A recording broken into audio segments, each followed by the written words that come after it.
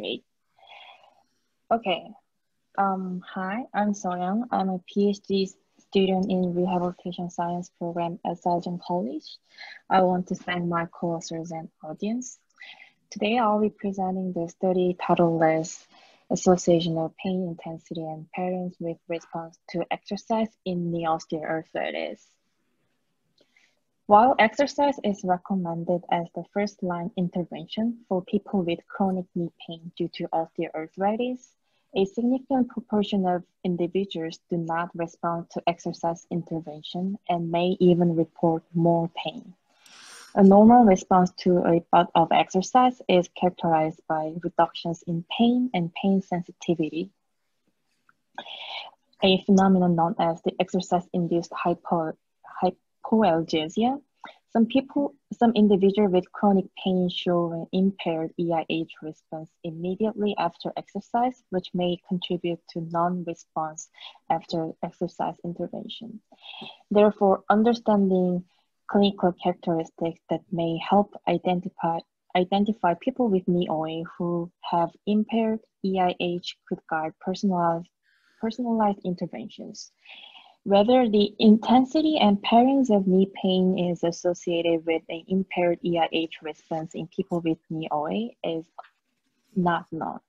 Therefore, the objective of the study was to determine the relation of knee pain intensity and patterns, which is including intermittent or constant pain characteristic, with the presence of impaired EIH in people with knee OA.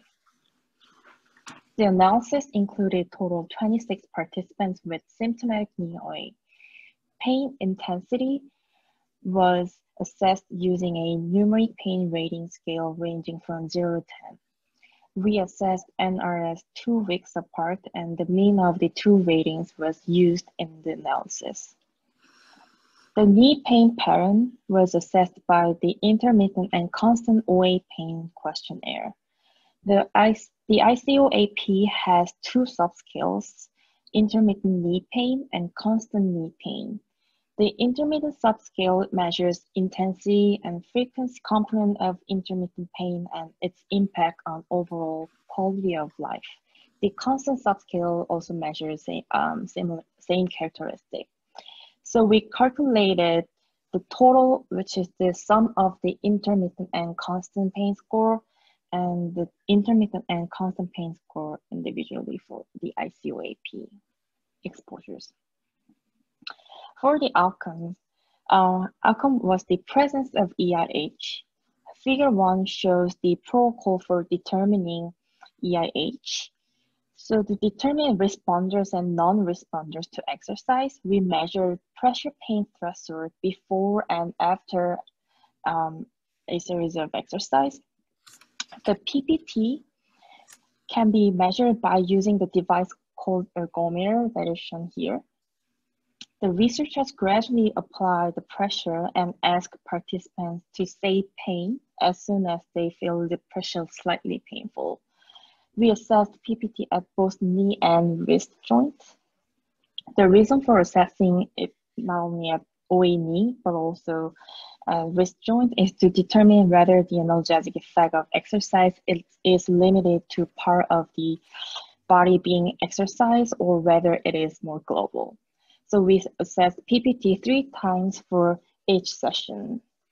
For the exercise protocol, we utilized a series of exercises that included 3 maximal isometric contraction of knee extensors and flexors each, and 2 isokinetic flexion extension trials at 2 different speeds. An increase in PPT after exercise is considered a normal EIH response, and decrease or no change in pressure pain threshold was considered impaired. For the statistics, we used separate logistic regression model to assess the association of NRS, total, intermittent, and constant ICOAP scores with presence of impaired EIH, adjusting for age, sex, and BMI. We can look at the descriptive table first. There's one missing participant for the EIH at knee data. In this cohort, among the 25 people, 36% had impaired EIH response at knee, and 46% had impaired response from the wrist. Results from the logistic regression is shown in the table. 1 unit higher NRS was associated with 57% and 67% greater odds of impaired EIH at knee and wrists, respectively.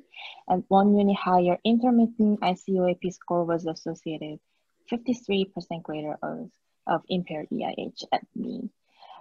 Total and constant ICOAP scores were not associated with impaired EIH, neither at the knee and wrist joints. Given the small sample size, we also wanted to show individual data points between normal and impaired EIH groups. Figure 2 is by the EIH response from knee, and 3 is by the wrist. We only included the NRS for the wrist data.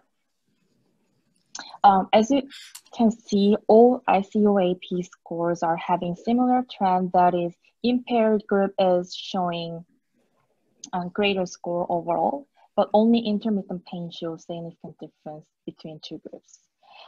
For the NRS, we can visually notice that impaired group is showing greater intensity of pain in both at knee and wrist.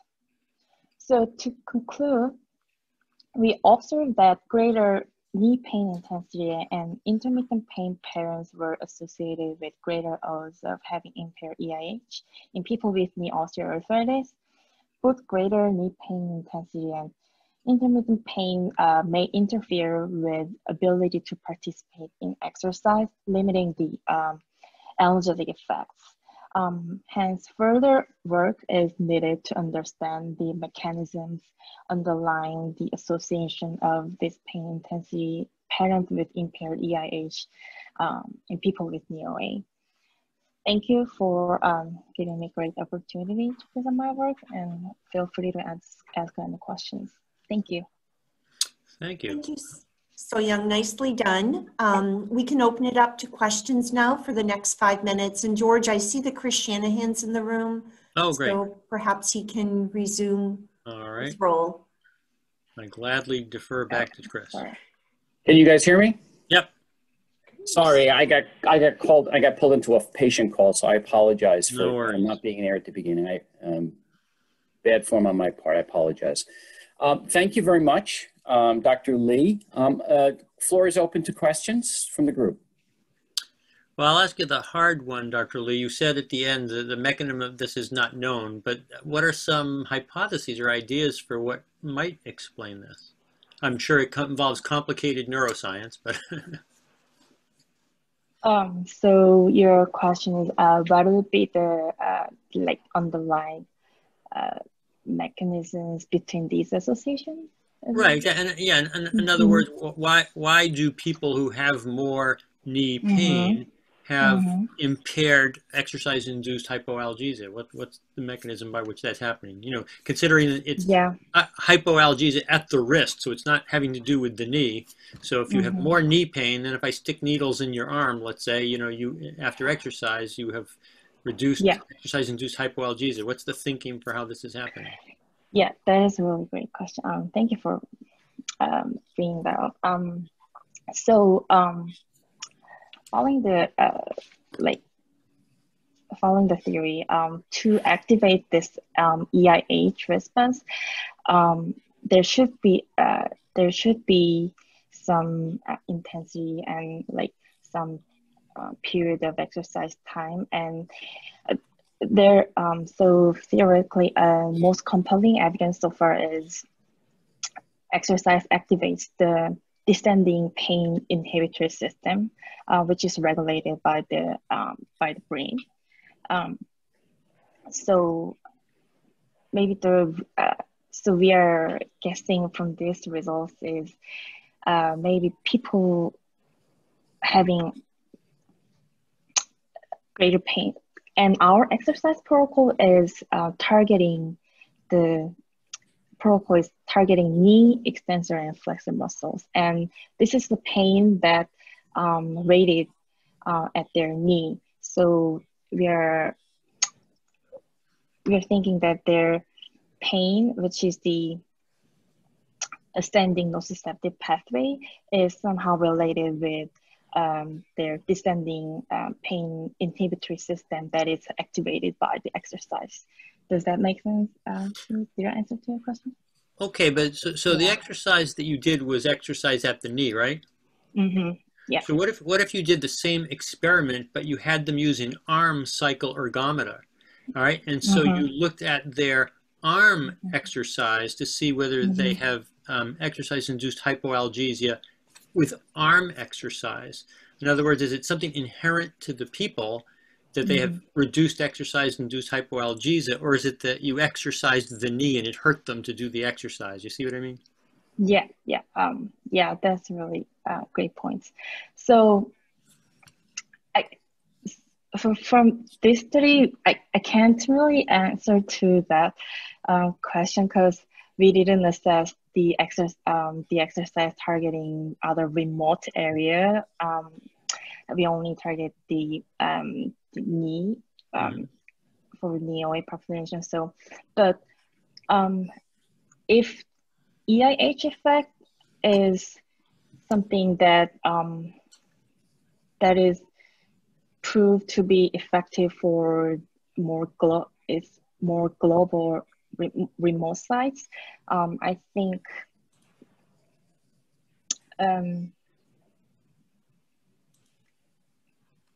yeah, it could be effective for OA as well, but in case of the knee OA population, they have pathology.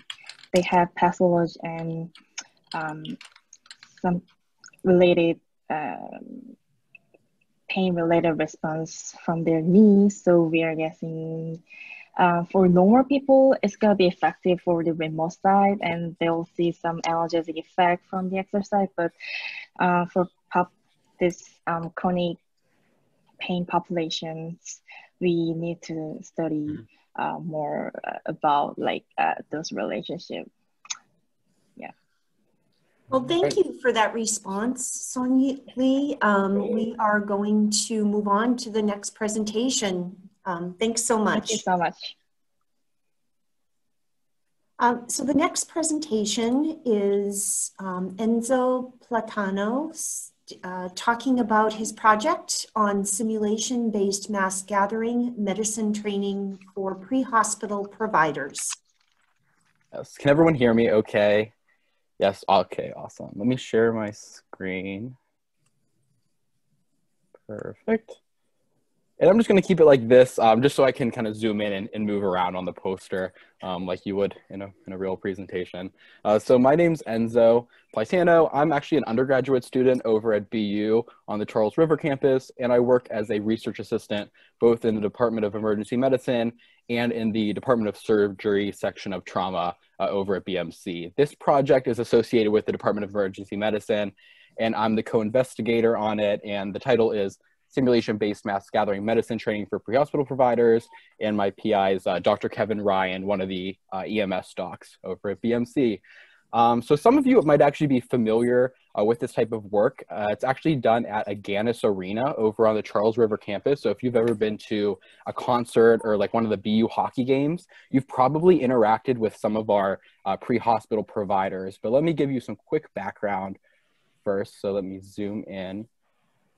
So this study looks primarily at mass gathering events, which I abbreviate here as MGEs. Mass gathering events are just large events with a large number of people, usually over 1,000.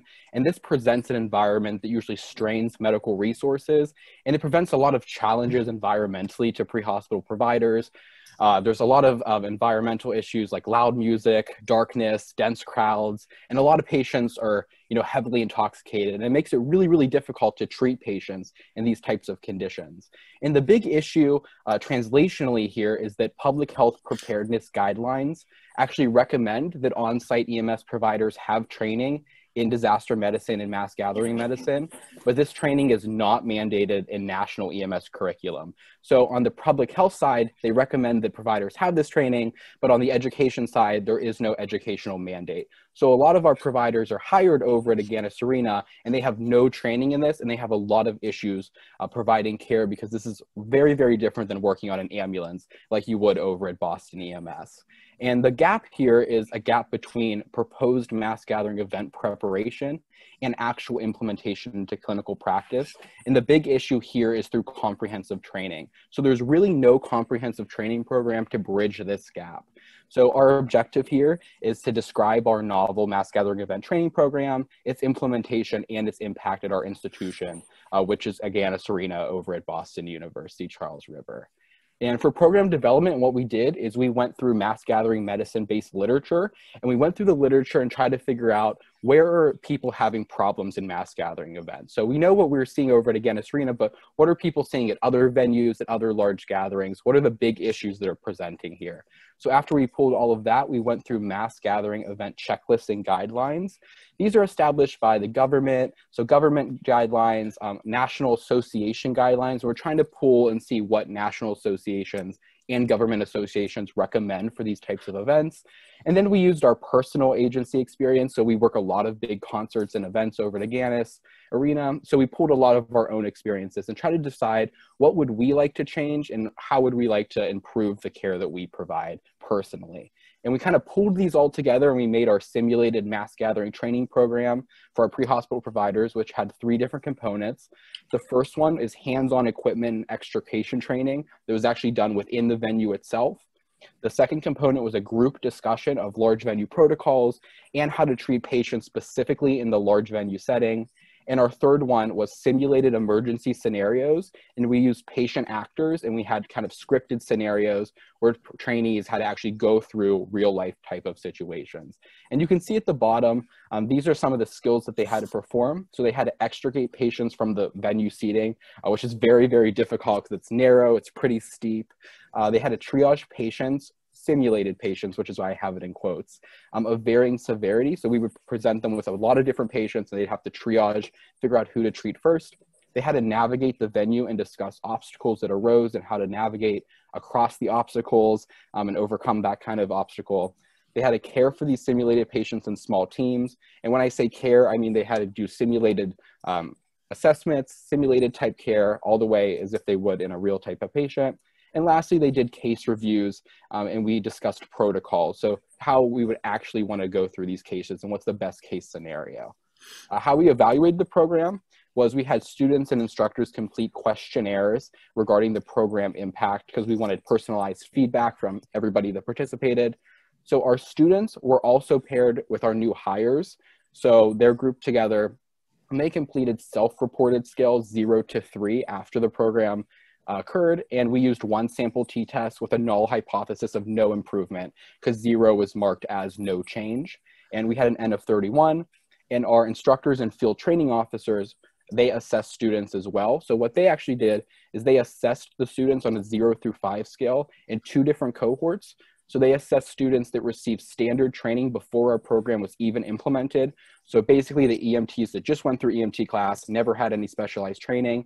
And then after our program was implemented, they assessed the novel training on a whole new group. So we're comparing the 2 different groups, ones that didn't receive our training and then the ones that did. And we assessed this with unpaired 2 sample t-tests, and we had an N of our 12 instructors. So looking through the results. So first, looking at our qualitative self-survey ratings, these are the ones that the students completed on their own. We can see that students and our novice EMTs reported a moderate increase in their ability to perform venue layout and follow large venue EMS procedures. We see a moderate increase in their equipment skills. So they were able to perform these extrications, and they had more skills related to the equipment.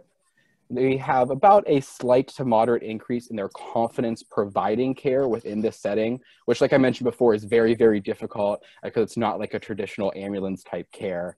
And they also reported a slight to moderate increase in their triage skills as well. So these were all what the students self-reported. So now we can look at what our instructors and how they rated the students. So you can see on the Y axis, this is our novice EMT proficiency ranking, again on the 0 through 5 scale. The blue is our new program, and the light gray is the standard training, so students that didn't receive our new training. And you can see here rated by peer review, so rated by the instructors, that students that went through the training did have a significant increase in their ability to navigate the venue and navigate the difficulties and the obstacles within the venue during shifts. They had an increase in their ability to follow large venue EMS procedures and actually work within the venue. We had a non-significant trend in their ability to have independence, which makes sense because independence is something that is kind of formed over a longer period of time. So we just see a non-significant trend here, and we see a significant increase in their ability to use equipment. And this was actually rated after only 1 day of training. So what the students did is they went through just 1 3-hour training, and these are the ratings that we see after the training. So it was a quick training. It's meant to just kind of get them into the venue, get them comfortable. And it only really lasted 1 day, and it was about 3 hours. So looking at our total conclusions here, we can see that qualitatively, the students did rank significant impact of the program. So students ranked a significant increase in their layout and procedure skills, their equipment skills, their confidence in their triage skills. And again, like we saw before, that through peer review, we see a significant increase in their ability to perform these skills within the venue. So looking back at this graph here, this was actually ranked during actual shifts. So what we did is we brought the students into the venue and had them work actual shifts with real patients and real concerts, and these are ranked within the concert. And we can see here that with layout, there's about 110% increase. Procedures had about a 50% increase. Independence was a 30%, and equipment was a 32%. And these are all significant besides independence. So in conclusion, about 97.4% of students reported increased preparation of large venue events, and this program promoted higher staff confidence, more efficient patient care, and we see that trending towards more provider independence. And it improves select large venue skills, so we can see an improvement in equipment usage, triage skills, ability to navigate the layout, the really difficult things that are just not normally used in normal EMS type care. So we see that this program may fill a gap in the education system regarding mass gathering events. However, there are some limitations that I would like to talk about. So the first one is we did have a relatively small sample size of N of 43. We really couldn't increase this because we could only include EMTs that work at Boston University EMS, and this was basically all of the EMTs that we had. We had a response rate of about 92%, so this was the best that we could get for our sample size. Number 2 was potential response bias with self-evaluation. Anytime you have someone evaluate themselves, there's the potential for response bias. However, we made the surveys anonymous, we made them optional, and we had statements of no retribution. So students should have felt comfortable completing the surveys and providing accurate responses. And the last one would be potential statistical confounding. This is something that we couldn't avoid just because we use t-tests as opposed to multivariate analysis. However, all Boston University EMS EMTs are also Boston University students. So they had very similar subject demographics. So they had very similar age, very similar experience because they're all around the same age and experience level. So confounding was most likely reduced in this sample set. So really as a whole, what it's showing is our 1 day, 3-hour simulation-based mass gathering training program improved skills qualitatively, so through self-evaluation. And we can see that when we brought them into the venue and actually had them work real shifts with patients and real difficulties within large venue EMS, we also saw an increase in their ability to do multiple things, including layout, procedures, independence. And thanks so much, Enzo. The time's up. Yes. We're going to open it up to questions now. We have 5 minutes of questions. Perfect. Thank you. Well, here is Dr. Ravid, wonderful presentation by an undergraduate student, and for a good cause, which we hope we'll all experience as a crowd in the future, past COVID. So let me ask you, what type of biases would be imposed by the type of students you would select for this study, whether they are from engineering or biomedicine or literature studies? Yes. Yeah. So like I mentioned before, all of our Boston University EMTs are also Boston University students. Most of them are undergraduate students. However, we do also hire graduate students. So we have some of the School of Public Health, and we also have some in like athletic training and that type of discipline. And the response bias would probably be pretty similar between the groups. Again, like I mentioned, some people do have a little bit more experience. So, you know, our graduate students might have some more experience with understanding kind of why the public health preparedness matters, and, you know, maybe why this program is implemented and really matters a little bit more than some other students. But for the response bias, like I mentioned, we made it anonymous. So we really didn't know who responded, who didn't. We made it completely optional. So after they participated, they didn't have to complete the questionnaire, although... I would like to focus on the students in terms of originating from different backgrounds, whether physical sciences or others, and also whether you saw a difference between male and female students in performance.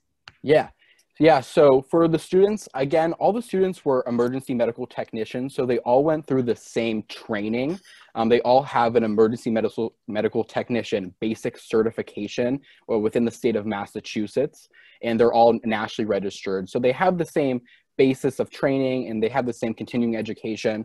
So there really shouldn't be any difference between, you know, a student that maybe studies English versus a student that studies hardcore like some natural science. I want you to continue and think about that point and how that can influence, because that equal baseline is one parameter among others that can influence reactions and thought processing. Yeah, that is definitely true as well. You know, some students might have some more personal experience, maybe through coursework or just through life events in handling these types of difficult environments. One that I can think of is maybe like a psychology student.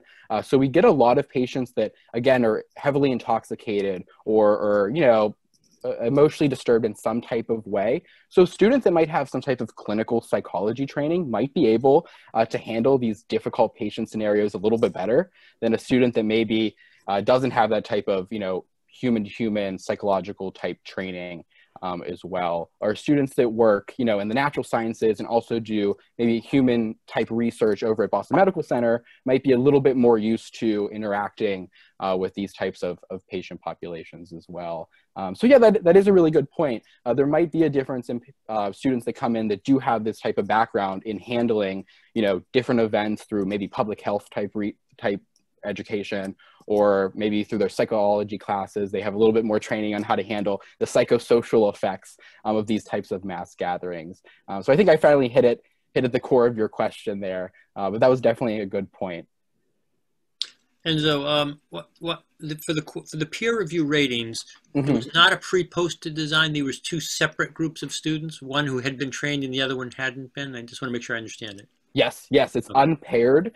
So what we did is we had one group. So before we implemented the training, we had the evaluators rate a group of students at the venue during a real event and how well they did in all of these scenarios. And then after we implemented the program, the first day, we had those same evaluators evaluate this whole new group of students that went through the program. Perfect. Yeah, so they're two different cohorts. Right, thank you. Great. Well, we have... that's about it for questions now. Thanks so much, Enzo. And yeah, thank you. The next presentation is by Allison Pease. She'll be talking about impact of a system-wide incidental adrenal mass quality improvement initiative.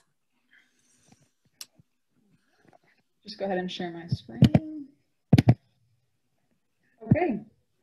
Good afternoon, everyone. Thanks so much for coming. I'll be presenting a project entitled The Impact of a System-Wide Incidental Adrenal Mass Quality Improvement Initiative, a prospective study. I am a surgery resident and postdoctoral fellow in the Department of Surgery, and this project was done as a collaboration between Dr. Drake as PI from endocrine surgery, as well as folks from endocrinology and radiology departments too. So patients present to the hospital or outpatient settings for a wide variety of reasons with a wide variety of symptoms and medical conditions. And as part of workup and diagnosis, it's very common for patients to undergo cross-sectional imaging, things like CTs or MRI scans. And it's also not uncommon for those scans to find adrenal gland masses that are what's called incidental, meaning that they're completely unrelated to why the patient presented to care. They're not related to symptoms or known conditions, and they're not known previously.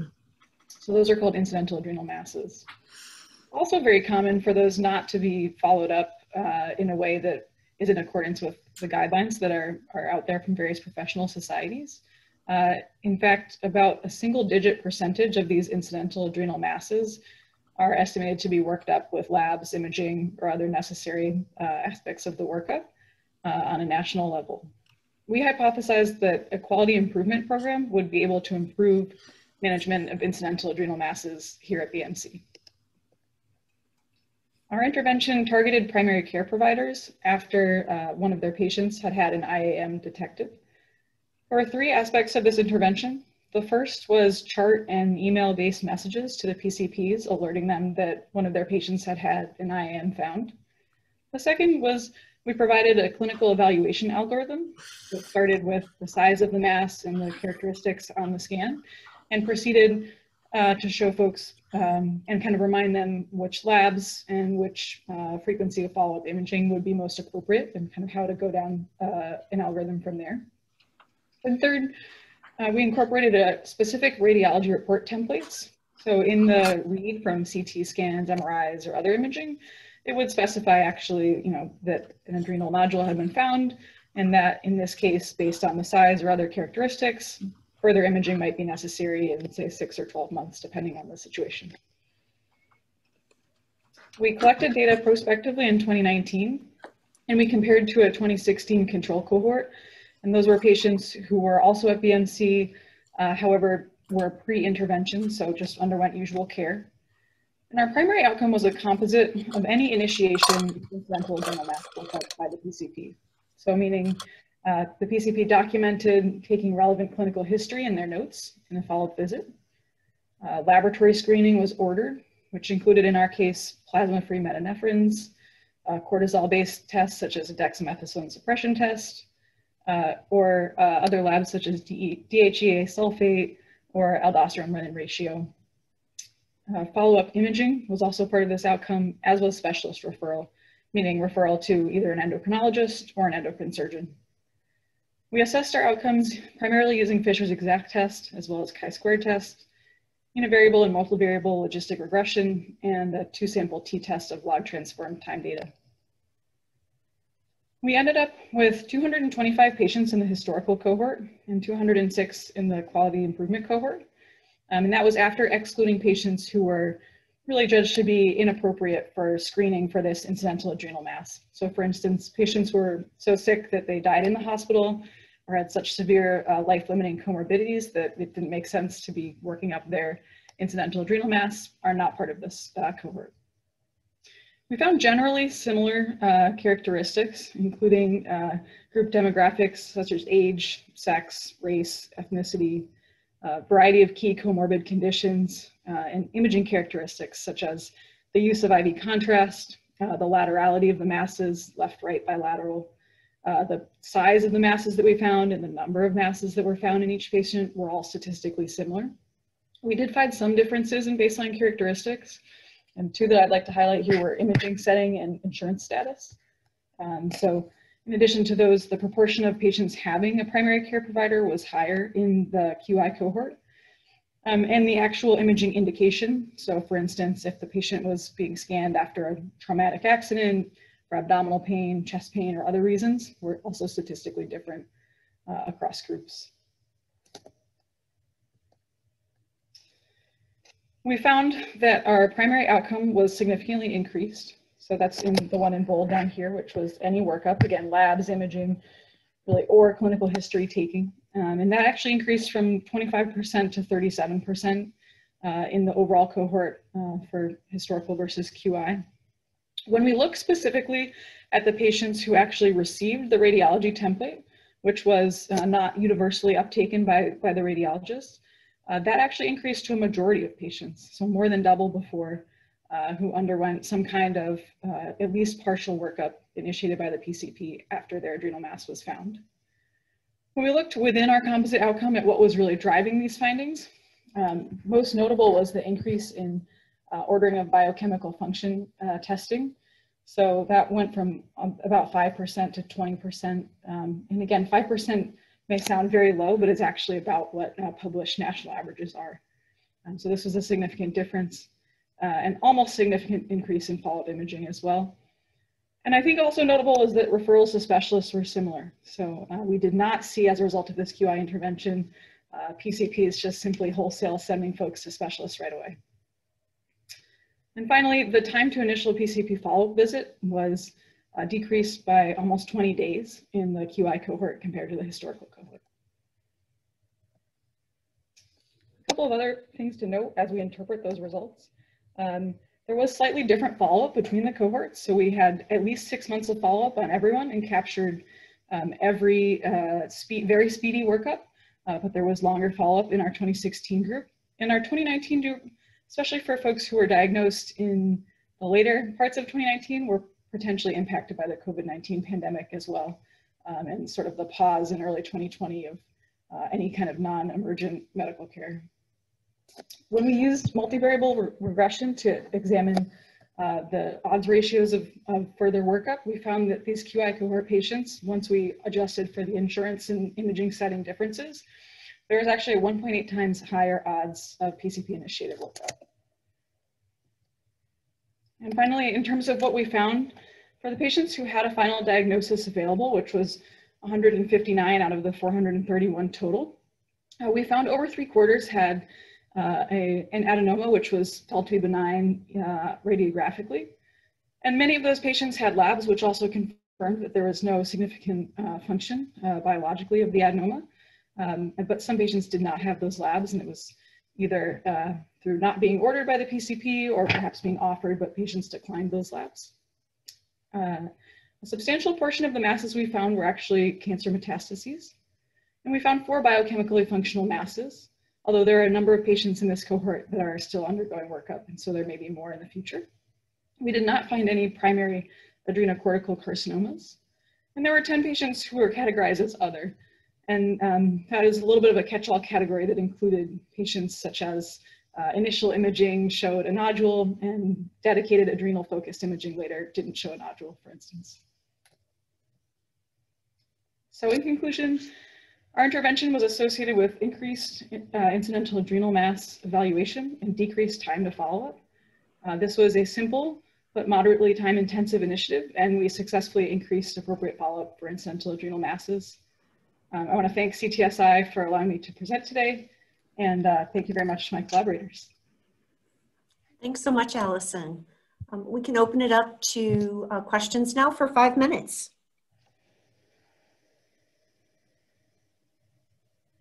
That was a great presentation, Allison. Thank you.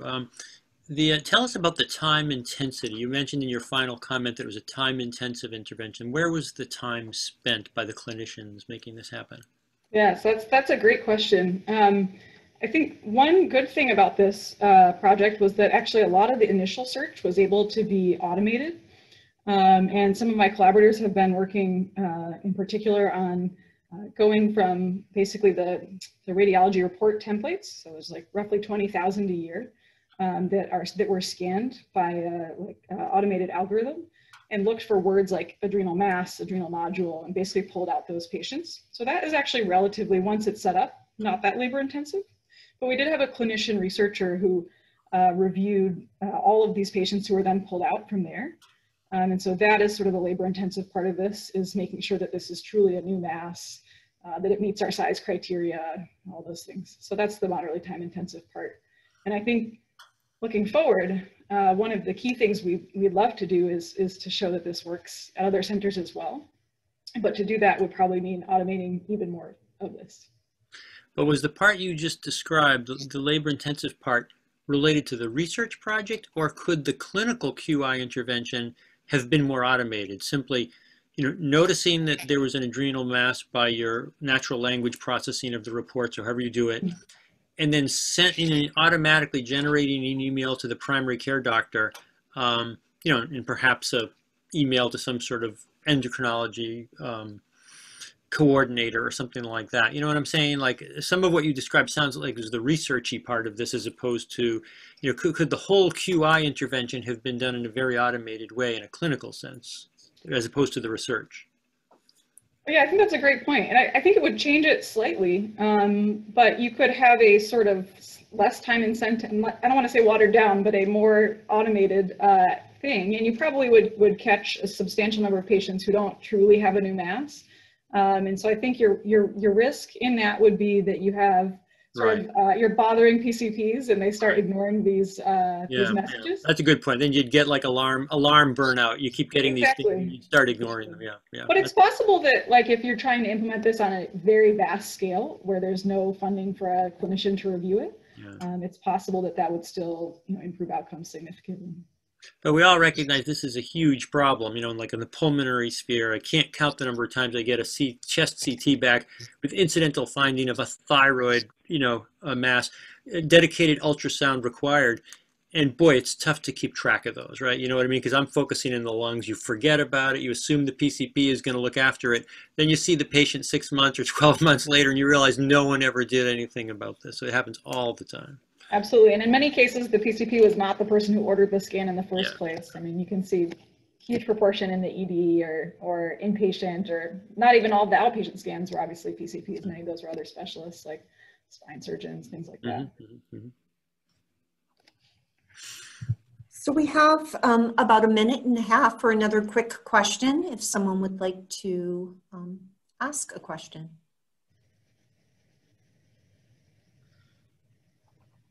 Well, we can always, this is again Katja Ravid, we can always refer to the mission of the school and trying to see if there were differences among different ethnicities and backgrounds.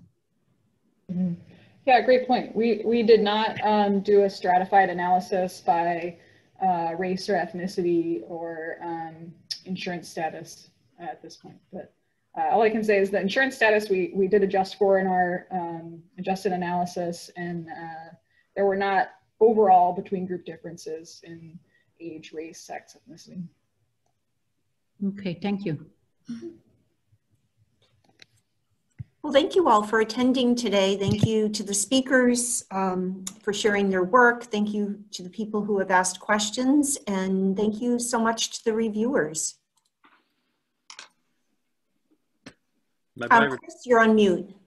Thank you all very much. Yes. And thank you, Thank Rebecca. you. If you could just, before you log off, if you could check in the chat, there is a link there for a satisfaction or an evaluation survey. If you could take a moment and just click that off, take care of that, I'd appreciate it. So thank you very much. Thank you, Rebecca, for moderating, and George and Katja for your questions. I guess we'll conclude. Congratulations to all the speakers. Thank you all. Bye-bye.